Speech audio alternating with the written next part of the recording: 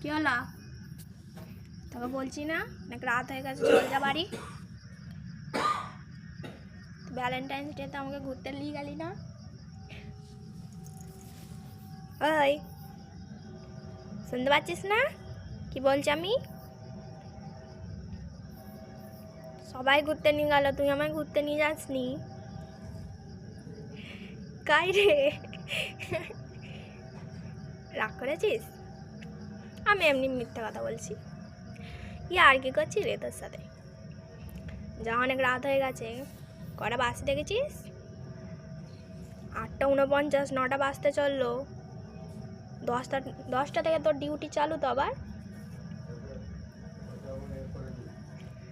তো 10টা থেকে ডিউটি চালু কি?